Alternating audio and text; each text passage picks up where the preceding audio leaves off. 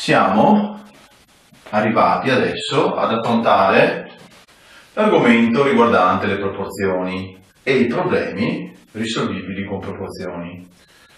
Siamo a pagina 91 del nostro libro di testo. Cos'è una proporzione?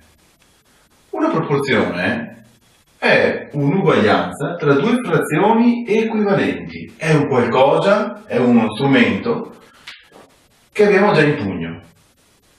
Facciamo un esempio di due frazioni equivalenti. Un terzo è uguale, è equivalente a 2 sesti. D'accordo? Lo sappiamo perché? Perché abbiamo applicato la proprietà invariantiva della divisione. 1 per 2 è 2, 3 per 2 è 6. D'accordo? Se noi vediamo questa uguaglianza come una proporzione, la leggiamo in questo modo. 1 sta a 3 come 2 sta a 6. Questa scrittura si chiama appunto proporzione. In una proporzione, scritta in questo modo, vicino all'uguaglianza mettiamo i medi, quindi 3 e 2 sono i medi, più distanti invece dall'uguaglianza sono gli estremi, 1 e 6. 1 e 2 si chiamano a loro volta antecedenti, 3 e 6 si chiamano a loro volta conseguenti. D'accordo? È fondamentale appunto questo strumento perché? Perché nei problemi che affronteremo, una delle 4 grandezze conterrà la grandezza che noi chiameremo incognita, la grandezza da trovare. Quindi anche qui si affrontano una determinata serie di problemi con l'obiettivo di calcolare delle grandezze a noi non note. D'accordo? Per fare questo ci avvaliamo fondamentalmente di 4 proprietà. Va bene? Diciamo che 2 proprietà le ho condensate in una sola. Va bene? Vedremo come. La prima proprietà, chiamata proprietà fondamentale, dice quanto segue. Se abbiamo una proporzione dove A sta a B come C sta a D, d'accordo? Possiamo vedere l'uguaglianza in questo modo. Il prodotto degli estremi, A per D, è uguale al prodotto dei medi, C per D. Lo sapevamo già questo? Certo. Perché? Perché da una equivalenza tra frazioni, A fratto B è equivalente a C fratto D, d'accordo? Avevo visto che si poteva costruire l'uguaglianza tra i prodotti in croce. A per D uguale a B per C. Ed ecco qua la prima proprietà fondamentale nelle proporzioni. Va bene?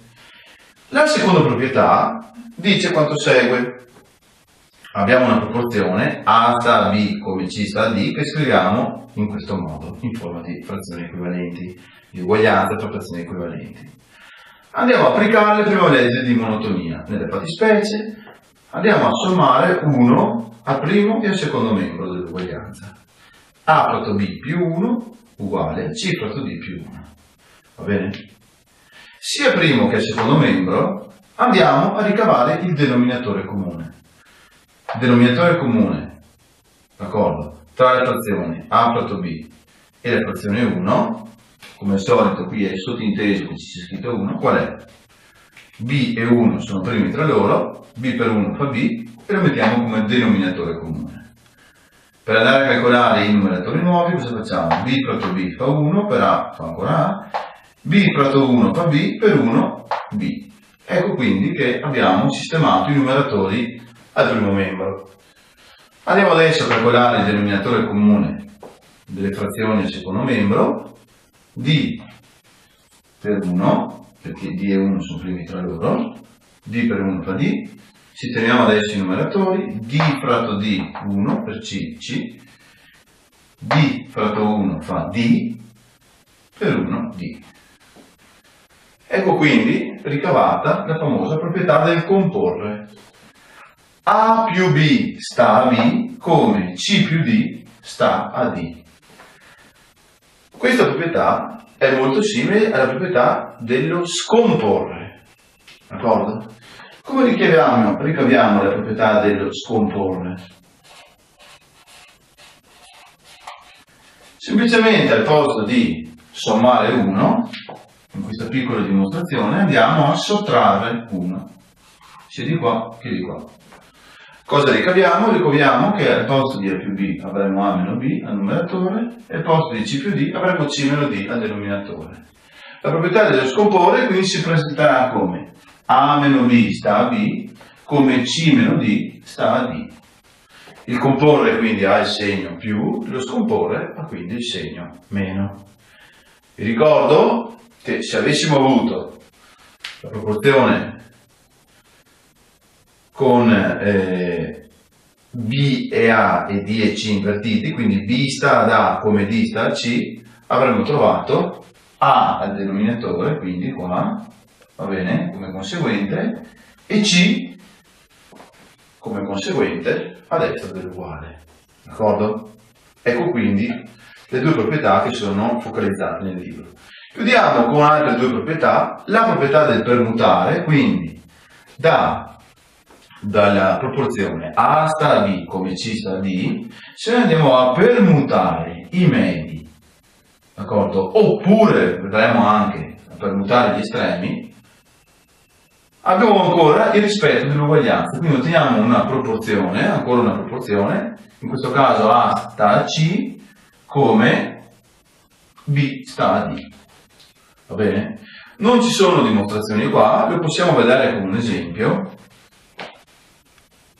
Ricaviamo le proporzioni di prima, 1, lavoriamo sulle proporzioni di prima, 1 sta a 3 come 2 sta a 6. Andiamo a permutare i medi, 1 sta a 2 come 3 sta a 6. È ancora una proporzione questa? Certo che sì. Un mezzo è equivalente a 3 sesti. D'accordo? Si possono permutare anche gli estremi, nella proprietà del permutare. In questo caso abbiamo un altro esempio, quindi permutiamo gli estremi, 6 sta a 3 come 2 sta a 1. È ancora una proporzione? Certo. 6 terzi è equivalente a 2 fatto 1. Va bene? L'ultima proprietà è quella dell'invertire. Se si vanno a invertire gli antecedenti e i conseguenti, con i conseguenti, si ottiene ancora una proporzione. B sta ad A come D sta a C. E questa proprietà dell'invertire l'avevamo, come dire, sfruttata per andare ad estendere le proprietà del comporre e dello scomporre nelle varie casistiche. D'accordo? Proviamo a vedere se vale con questa proporzione, con sempre con la nostra proporzione. 1 sta a 3 come 2 sta a 6. Andiamo ad invertire antecedenti e conseguenti. 3 sta a 1 come 6 sta a 2. Bene, otteniamo ancora una proporzione. Va bene, perché queste due sono frazioni apparenti equivalenti. D'accordo? Eseguiamo ora alcuni problemi con le proporzioni. Prima però diamo una cancellata.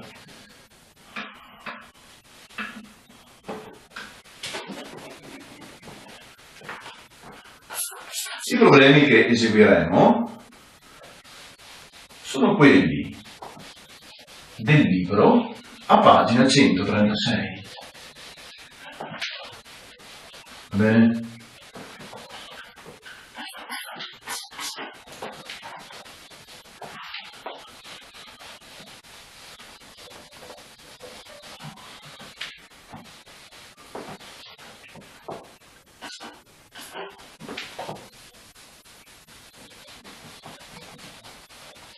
Benissimo. Se andate nel libro a pagina 136, va bene, andiamo ad affrontare i problemi 379 e 382. Affrontiamo inizialmente il 379 che dice quanto segue. In un triangolo, qualsiasi, la lunghezza della base sta a quella dell'altezza come 7 sta a 5. Quindi se noi andiamo a disegnare questo triangolo qualsiasi,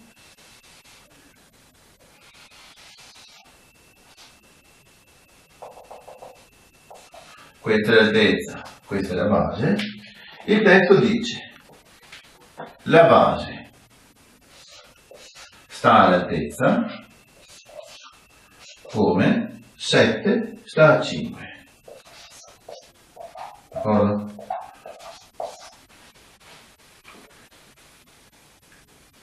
Il testo poi aggiunge la base è lunga 28 cm. Va bene? Quindi andiamo a scrivere la proporzione con il dato che ci mancava, base uguale a 28 cm. Il problema ci chiede di calcolare l'area del nostro triangolo. Ci ricordiamo che l'area del nostro triangolo è base per altezza lato 2. Va bene? Quindi questa è una proporzione che andiamo a risolvere con la proprietà fondamentale. Il prodotto dei medi è uguale al prodotto degli estremi.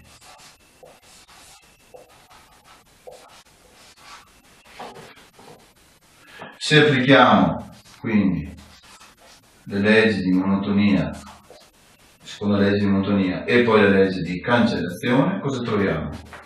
Troviamo che l'altezza è uguale a 28 per 5 diviso 7. 28 diviso 7, 4, 4 per 5, 20 cm.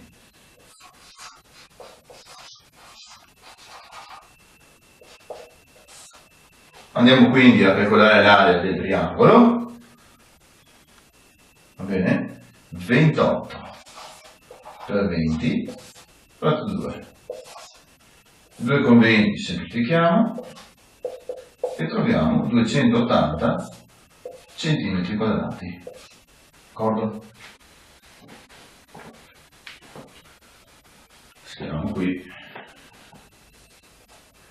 arco uguale a 20 cm perché adesso dobbiamo ricavare un po' di spazio per il secondo problema, per il problema numero 382, sempre la stessa pagina.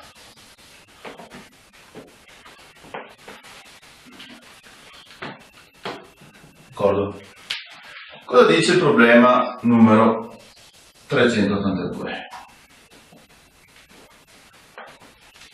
Dice: due soci si dividono gli utili delle loro società nel rapporto 5 a 7. Va bene? Quindi questo rapporto 5 a 7 è un rapporto di divisione degli utili. Va bene? Cosa dice? Diamo un'informazione in più. Una divisione degli utili in rapporto 5 a 7 significa che se un socio, se il primo socio prende 5, il secondo socio prende 7. D'accordo? Prende qualcosetta di più. Infatti, successivamente il problema dice: se il secondo socio riceve 5.850 euro più del primo, si chiede di calcolare l'utile dei due soci. Quindi, se il primo socio prende un utile, che supponiamo X, va bene, il secondo socio prende 5.850 euro in più, quindi prende X, l'utile del primo socio, più 5.850. Va bene? Di utile. D'accordo? Questi due utili, ripetiamo, stanno in rapporto 5 a 7. La nostra proporzione è praticamente servita su un piatto d'argento. 5, oppure facciamo X sta a X più 5.850 come 5 sta a 7. Va bene? Qua è chiaro che la proporzione è stata messa nella forma della proprietà del comporre, d'accordo? In questa proprietà, vi ricordate, l'abbiamo scritto precedentemente, l'addizione non stava al denominatore ma stava al numeratore, nessun problema. Applichiamo la proprietà dell'invertire e scriviamo le proporzioni in questo modo: x più 5850 sta ad x. Vi consiglio di tenere un po' lunga la linea di frazione perché adesso facciamo un qualcosina di interessante, come 7 sta a 5, d'accordo? Allora guardate, nel problema precedente l'incognita compariva una sola volta su 4 termini, ok? Quindi su 4 termini 3 sono noti della proporzione, 3 sono noti, 1 è incognito. Qua invece l'incognito compare su 2 termini. Si presenta quindi un bel problema da risolvere, un bel problema che noi risolviamo come? Andando a eliminare l'incognita in uno di 2 termini, d'accordo? Qual è la proprietà che ci consente di eliminare l'incognita in uno dei 2 termini? La proprietà dello scomporre. Questa x non la voglio vedere, la sottraggo, quindi sottraggo il denominatore, d'accordo, al numeratore. Allo stesso modo sottraggo il denominatore al numeratore, anche qua. Ho applicato la proprietà dello scomporre.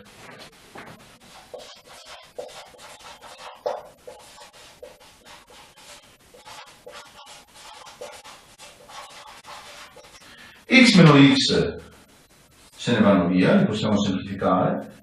E cosa otteniamo? Otteniamo 5850 sta a x come 2 sta a 5. Per ricavare adesso l'incognita, che è presente in una posizione in un elemento su 4, applichiamo la proprietà fondamentale: 2 per x, prodotto dei medi, è uguale al prodotto degli estremi, 5850 per 5. D'accordo? Legge di monotonia e di cancellazione. X uguale a 5850 per 5 diviso 2. Calcoliamo quindi l'utile del primo socio, che è uguale a 14.625 euro.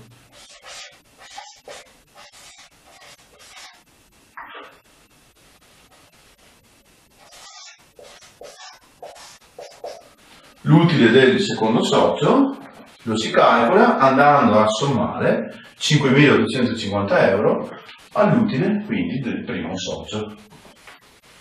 D'accordo?